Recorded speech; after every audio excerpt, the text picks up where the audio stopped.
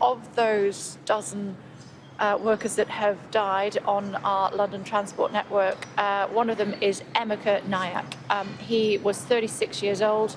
He was a father of one. His mum has been speaking, and she says more should have been done to protect her son. What do you say to her?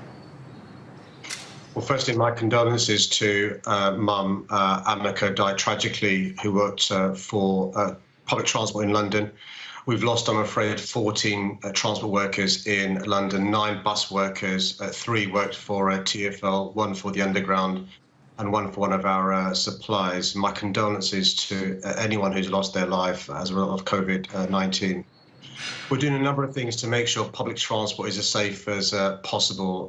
We've made sure, for example, we're using enhanced cleaning regimes. We're using antiviral disinfectant, the sort of stuff you use in hospitals to clean not just the steering wheels, the handles, the bus garages, the restrooms. We've also made sure passengers can't sit near to a bus driver. We've made sure there's a perspex glass between the bus driver and the passenger with a protective film in there as well. As you've mentioned, we're also piloting. In London, we have a way to come on a bus, one door, and a way to go off another door. We're piloting on some routes at the suggestion of the trade unions who are working incredibly hard with the bus drivers, only allowing passengers to come on and off the back door and not the front door, to see whether that makes a difference. The concern is it could lead to congestion amongst passengers in the back door. But it's really important I pay tribute to our transport workers. You've mentioned on Sky the NHS and care workers, but transport workers, our police, our fire service, those that stack our shelves are also heroes during our hour of need. Why are we waiting until now to trial not opening the front door where the driver is? Other cities around the world have already been doing that. Why have we waited until now? Well, London's one of the few places in the country that's got the 2 doors. The reason is because we're trying to keep social distance. And the concern has been if we have all the passengers going in and out the back door, they'll be in very close proximity. So actually the flows coming in the front, going out the back eases our wish to keep social distance. And the reason why we're not having a big bang, all our buses doing that, is because the concern is the unintended consequence of, yes, although the bus driver may be away from all the passengers, you have all the passengers together in one place, and that's not good. Yeah, but if we're getting on a tube train, for example, we're all getting in on the same door, aren't we? Generally in a carriage, and we are all giving it the 2-metre rule. Are we not? So as a result, you know, it's up to passengers to keep that 2-metre rule for themselves. It's up to you, as the Mayor of London, to keep those people who are key workers safe, and that involves keeping the front door closed. My question again is, why didn't we see that to start with?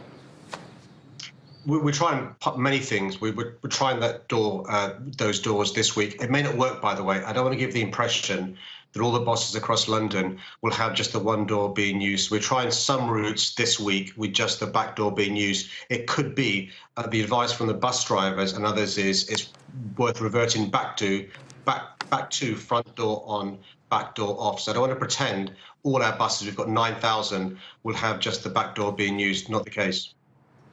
Okay, so why, I mean, bus drivers and train drivers going to work, not knowing, you know, whether the same fate is in front of them that we've seen at least a dozen of their colleagues face, 12 people having died so far. The ASLEV union has said that their drivers don't have appropriate PPE.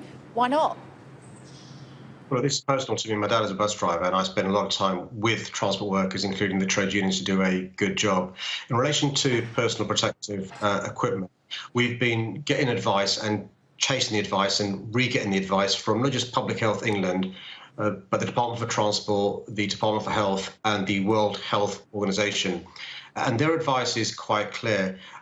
Only people who are in care situations should be using personal protective equipment. So what we've been doing is making sure that we do all the other things we need to do to make sure our public transport is as safe as it can be. So, for example, we're using British Transport Police, the Met Police and others to make sure people keep their distance. We're making sure there are markers on platforms, 2 meters, showing people where 2 meters are. We're making sure that we, notwithstanding the large numbers of staff absences, running the maximum number of tubes and buses that we can. 55% of our tubes are still running during rush hour, and almost 90% of our buses. We're continuing to make sure public transport is there for those that need it, essential, critical workers. My advice to anybody else is please, please, please don't use public transport. Leave it for those who are essential during an hour of need. So why are your workers dying? Well, that's a bit unfair, Kay. We've had 14 people who've lost their lives tragically in public transport in London. We've had lots of people losing their lives in London. I'm afraid the bad news is we have more than 1,700 deaths in our city. It's tragic for those families who are grieving and who are bereaving. We'll have to wait and see what the contact tracing leads to in relation to the causes of them catching COVID-19. One of my frustrations for some time has been not just the lack of testing, unlike other countries, weren't contact tracing. So we're not sure how people catch COVID-19. What I am sure about is unless we keep our social distance, this virus will spread faster and more people will die, which is why it's really important, even though the weather may be good this weekend, everyone stays at home unless you've got a very, very good reason to get food, to get medicines, exercise once a day, or if you really, really, really have to go to work, stay at home.